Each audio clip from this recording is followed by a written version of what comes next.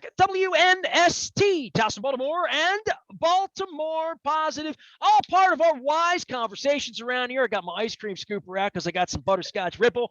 It's a lot around here this week. Like as much as they suck me into politics, and I'm doing the Maryland Crab Cake Tour presented by the Maryland Lottery. We're going to be letting ourselves play with a vegan crab cake, believe it or not, at the Land of Kush on Wednesday. Going to be joined by Brooke Learman, going to be joined by Thiru Vignaraja, and also sitting in Kirby Fowler from the Maryland Zoo, talking about brew at the zoo. Two things I like: animals, beer. It's going to be a nice day. But we're also presented by our friends at Goodwill and our friends at Window Nation. So we got crab cakes this week.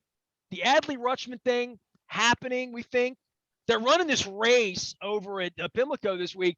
And we also have this little golf tournament going on. So I'm squeezing a lot of different stuff in. Did a great conversation with Bob Herrig, who wrote a book on Phil Mickelson and Tiger Woods a little earlier this week. You can check that out. And, of course, locally here, we partner with some great people around here that do great things. And Ed Miller always tells me, bring me a club. He used to say, bring it over to Forest Park. Bring your set over here, and I'll teach you how to play. Teach anybody to love golf. And I fall in love with golf during majors, Ed Miller. And apparently you've made a move now. You're even closer to where I live now. So I come down and see you at Mount Pleasant now, right? Yes, sir. Absolutely. Still hopefully you still have the clubs, but yeah, come over to Mount Pleasant. Love to teach you some golf and get you out on the golf course. All right, man. Well, yeah, I know this, and I know guys like you that teach golf, love golf, watch golf, talk golf, think golf, some gamble golf. For you with this major this week and them going out to Tulsa and all the Mickelson stuff and this money coming in from the Middle East, it's gotten sort of complicated off of just who's going to play. And then there's Tiger Woods, and then Mickelson's not playing, and we have a whole litany of players, Cantley straight on down, who are playing great golf right now and making the tour very competitive for people who love golf. Absolutely. Hit it right on the head. Hopefully the PGA Championship is always one of my favorite majors. Obviously, as a PGA professional, PGA Championship is actually run by the PGA of America, so it's kind of like my major to watch. Nice. And, if I actually not worked the British folks off doing it over there. Yeah, exactly. So, you're absolutely right. The PGA Championship, I hope it's not being drowned out by all this Phil Mickelson talk, and very interesting for sure. Ironically, a year ago, it was Phil playing and making history and Tiger not playing, but this year the opposite. So, well, for flyover guys like me, right? I mean, I'm not out on the links I'm not hitting balls and I do. My wife loves watching golf, so when it's on television, she'll put it on.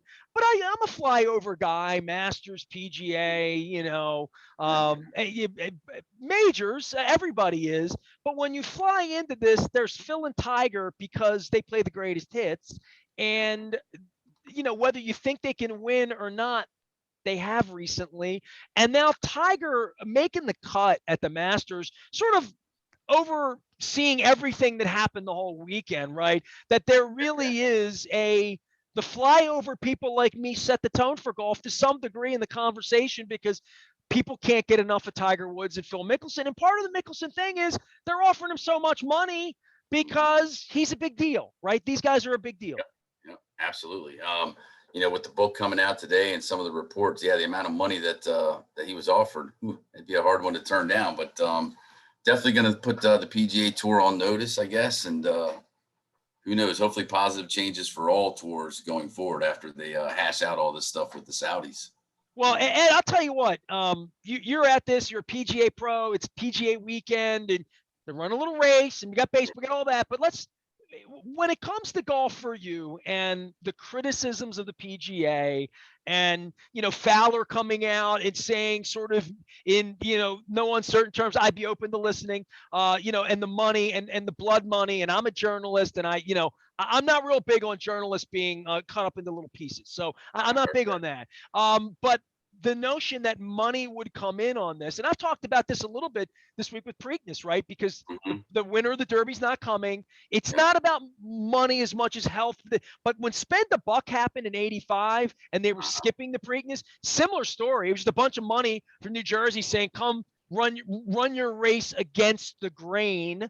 And I guess the PGA, as much as you and everyone else have made your fortune, your largesse, your living, whatever it would be, anywhere from Phil Mickelson straight on down. The PGA has sort of supported a lot of this to make a lot of this possible. And while there are criticisms of it that are valid, the notion that somebody's coming in and trying to like move in on the turf is certainly worth conversing about, right?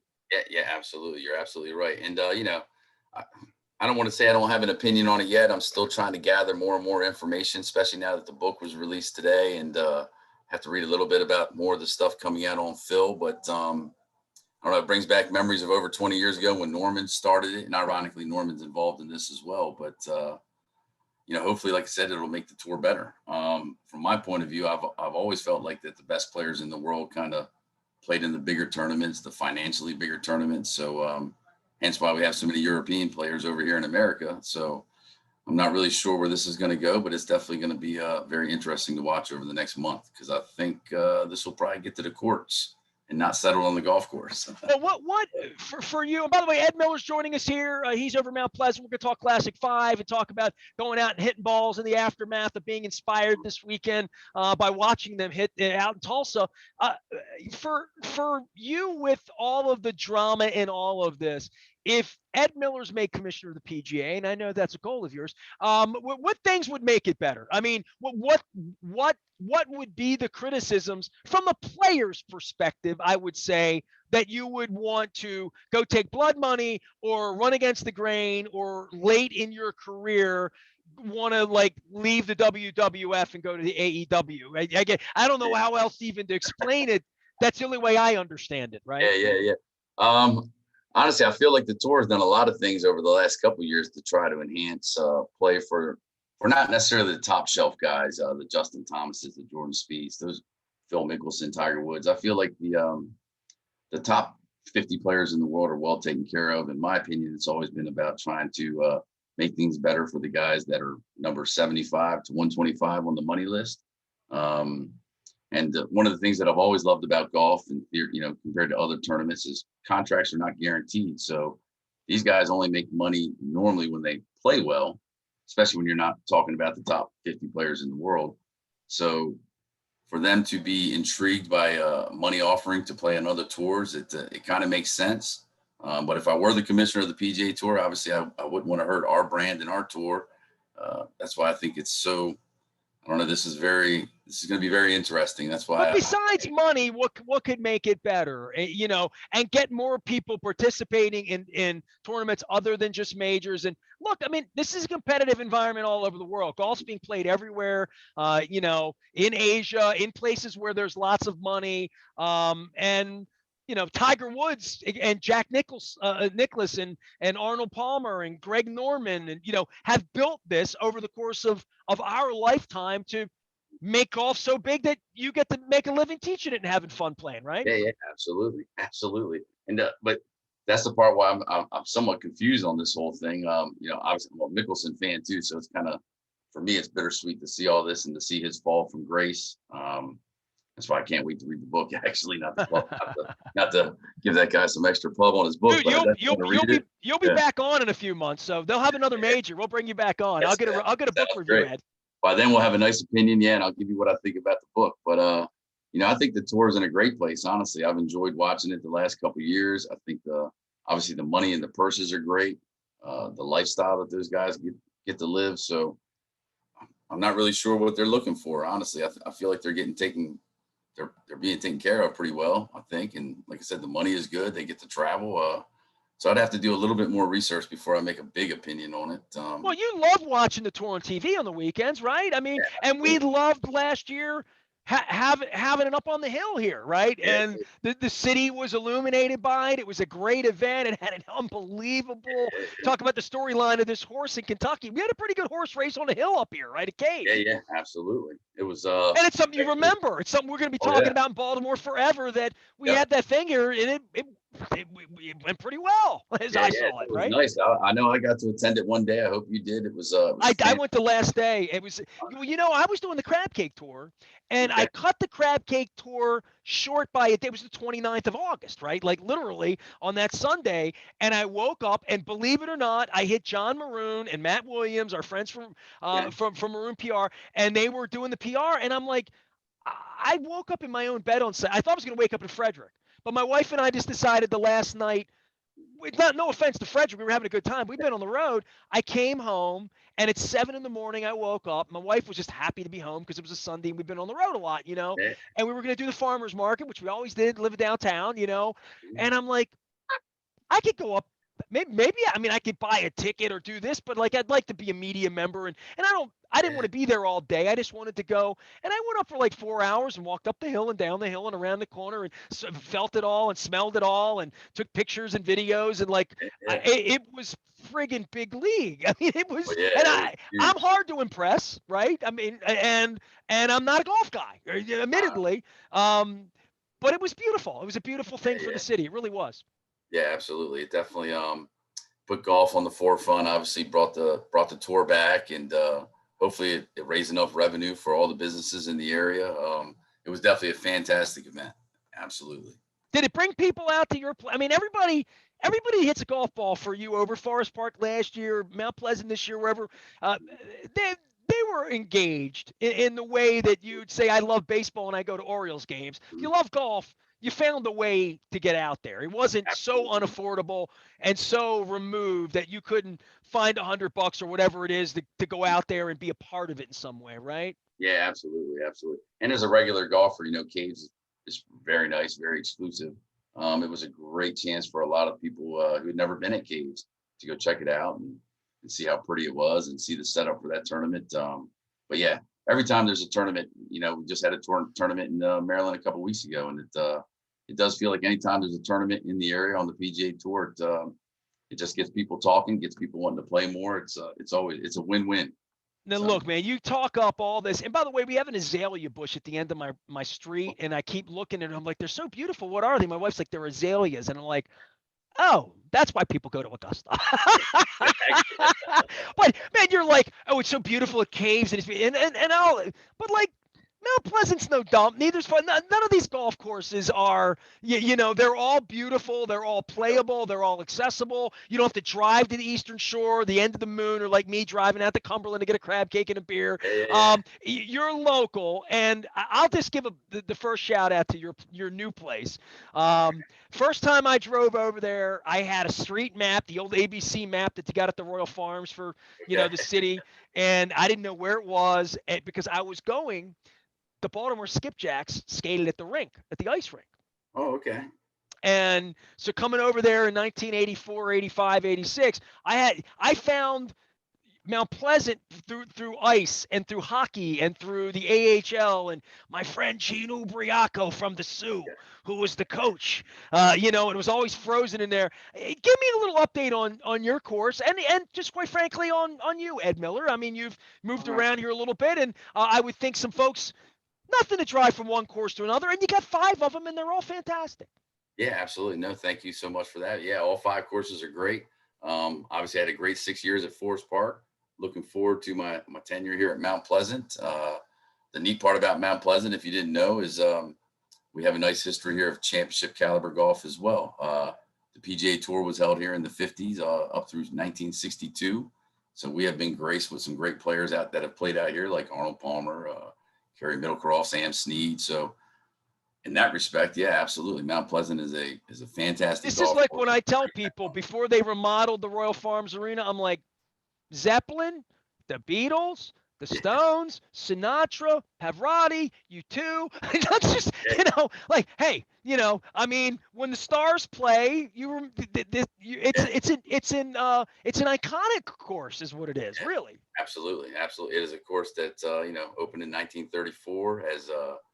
Has had some of the best players in the world on it, and honestly is still holds the test of time, so to speak. It is a great golf course, still an awesome challenge, and we could host a tournament tomorrow if we really wanted to. Absolutely. All right. Well, Ed is the pro over at Mount Pleasant at this point. Of course, Classic 5, you can go out, learn all about all the courses, affordable, available. Not as easy to get on maybe as you think on a Saturday morning or whatever, but make your plans before the PGA Championship comes this weekend and the Tiger wins. Like, what do you make of Tiger just in general? Just we talk about iconic, right? And we talk about where we are and the accident. I mean, it's getting Shakespearean now, right? Like really, the Absolutely. story's crazy. Yeah. And that's the irony of a year ago, him trying to just learn to walk again. And the first time seeing that car and on the news and thinking Tiger would never, ever play again. And the two things I would say is, Tiger's always stated that he would only play in the tournament if he really thought he had a chance to win. So I got to think he's been preparing pretty well and getting ready for it. And I was fortunate enough to actually go to the Masters this year and got to see Tiger up close. Whoa. Hold on. Yeah. First time? Actually, third time, but yeah, it was a great time. Went down there and he looked fine in person. He's hitting the ball fine. I would think as long as his stamina holds up and he can make the 6 days of walking out there, How did you make it down to Augusta, man? Up the hill, down the hill, Come on. Crazy, right? Yeah. It was a tough, long day, but it was fun. I needed it, pure adrenaline. Bunch of $3 sandwiches help keep you fueled up all day, so it was good. Eat too much at that price, right? Yeah, absolutely. A little pimento on there. Is that what they're doing down there? Yeah, they do that. That's only $1.50. The pimento and cheese sandwich. Give me two. Ed Miller joining us here. Cheapskate Ed Miller, just back from the Masters. Give me a little. Like I had Leonard Raskin on, my friend and sponsor from Raskin Global. You can go find him at Baltimore Positive. He took a call, and he always talks about saving money in the American dream. He's going to Wimbledon this year for the first time ever, something he really wanted to do. But he got a call on Tuesday to go to the Kentucky Derby and went 2 weeks ago and just said, boom, I'm doing it. I've been to the Derby. I have turned down 2 Masters, and I'm not proud of this. I mean, I'm just being honest. I had a chance to broadcast from there 20 years ago when I was at Sporting News, and they asked me, do I want to do it? I'm like, sure, I'll do it. But you're probably better off sending Bob and Bruce because they love golf and it means something to them. Where me, it'd be a party. It'd be fun. I'd be good on the radio. But I don't need to be that guy. So I didn't. And then when my wife had cancer the second time, a friend of mine who's connected in Augusta through football said you can come down. We had a flight, we had it all. My wife just wasn't well enough to do it. You know what I mean? She just wasn't physically well enough at all to do hills and stuff. I mean, on a golf course, there's no elevators. Literally. And she just beaten cancer the second time. So we haven't been. I can't say that it's on my bucket list. I have to do it. My mom is from Abbeville, South Carolina, and her brother. Her older brother made his whole life in Augusta. They lived in Martinez. I even know how to say it. It's not Martinez, it's Martinez. And Evans. And they literally, I used to see the gates, the brick and the rock. I've been to Augusta, and I don't know. My uncle was pretty connected, dude, to some degree there, and a townie and all that. Had we been able to go walk around when I was a kid or something, maybe I could have done that, because I remember the house. I spent time there in the 80s, 70s, and 80s. We drove to Augusta. It was 40 miles from my mom's, all of that. Remember the smell of the bacon in the kitchen because it was Georgia. But I can't say that my life would be incomplete if I don't go because I'm not the golf guy.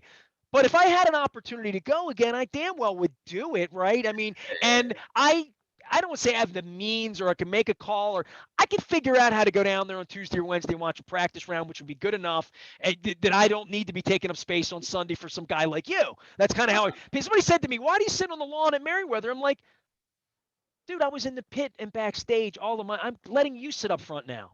Please, dude. So for people that have been to the Masters to go back for a third time, give me a little travelogue, Ed Miller, about why my wife and I need to do this. Well, the setup there, they've been, they run their own tournament, and after years and years of it, it's run very smoothly.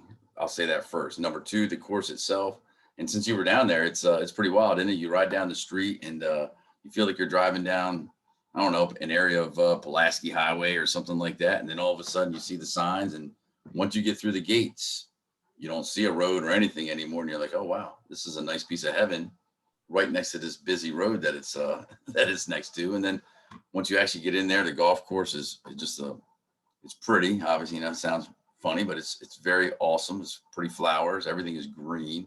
And as a sports fan, I would tell you, even though you might be a casual golf fan, it is like the Super Bowl of golf. Now, unfortunately, I've never been to a Super Bowl, but if I were to relate the two, I would think going to the Masters is the closest thing in golf to going to a Super Bowl. It's the best players in the world. It's actually a smaller field than most, so it's a little bit more of an intimate setting. Then you have the history of the golf course, great food prices, and I like. Can you get near Butler Cabin or no? Is that that's a restricted area? It's kind of, you can see it from a distance, but yeah, you can't really get up in there. That part is pretty well protected, I guess. Right on. Yeah, I mean, I'm just asking it. Here's the last stupid question I got to ask you: the birds real? Yeah, absolutely. Oh, Birds, okay. I thought they were piping that everything. in. I wasn't sure. No, you hear it all. It's and not to compare us to Augusta. The neat thing about Mount Pleasant and Augusta, it's wild to see all the hills. There's not a flat lie out there. And to think that when they built that course, they probably didn't use a lot of equipment to mold land or move dirt. It makes it even more spectacular. So, well, I'll tell you what, for a guy that respects the game and travels around and teaches the game on a daily basis, the love of the game, I'm glad you got to go. I'm glad you were there instead of me. Literally, that's how I feel about it. I feel guilty, I mean, taking up a seat. No, you should definitely go. That's the level of respect down there too. It sounds really funny, but the people are really, really nice. Now, I've never been on a weekend, but one of the things I've always found fascinating about the Masters is that you can show up on a Monday, put a seat out on the golf course with your name on it, and you can leave it there for the whole week. They never touch it. They don't move it.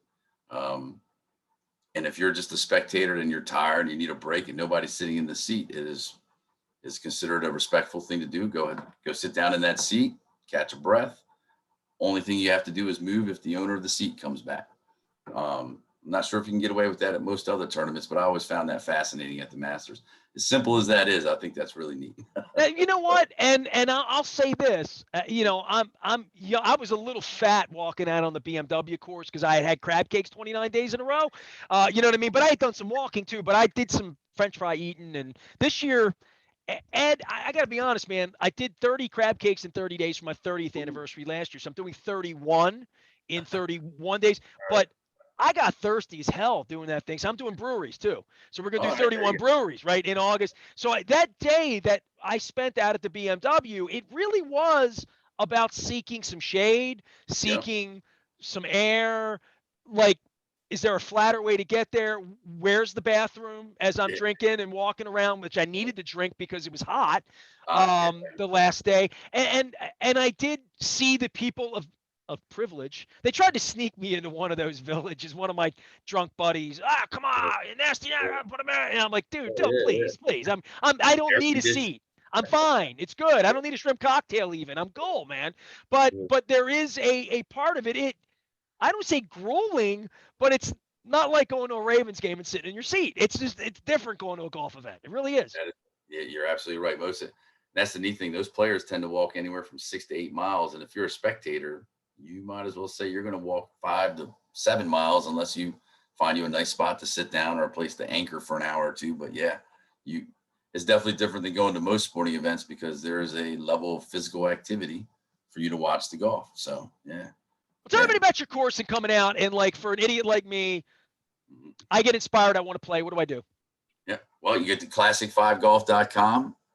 Pick one of our 5 courses. I would say come see me at Mount Pleasant though, and we'll make sure you have a good time. But I'm going to tell the other pros you said that. Yeah.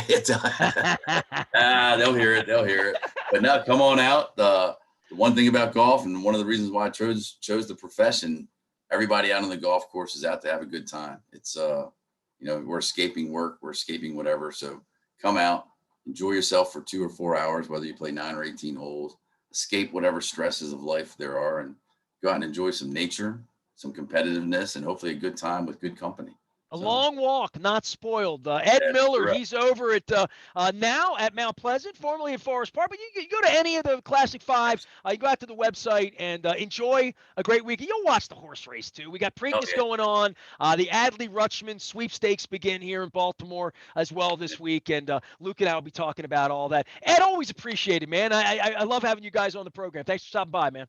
Nestor, you are the man. Thank you so much. You have yourself a wonderful week. Thank you. Ed Miller joining us here. He is down at what I call the hockey rink, but Arnold Palmer and Jack Nicklaus called it a place they could cash a check back in the 50s. He is at Mount Pleasant. You can find me anywhere, anytime, all week long. We're doing the Land of Kush for the Maryland Crab Cake Tour, presented by the Maryland Lottery in conjunction with our friends at Goodwill. I got a little Goodwill gear rolling here today. I also have my Goodwill giveaway truck. The wheels on the truck go round and around with my stuff in it. No broken plates. Give those to Juliet over at the broken plate lady. And our friends at Window Nation are doing new windows. They're doing 2-for-1s. They're also sponsoring our incredible Maryland Crab Cake Tour, which we're putting on the road and moving around with great guests. I got Thuru Vignaraja, Brooke Learman. I got all the vegan people this week because we're doing the vegan crab cake at the Land of Kush. So it's going to be pretty cool. I am Nestor. We are WNST, AM 1570, Towson, Baltimore, and we never stop talking. Vegan crab cakes at BaltimorePositive.com.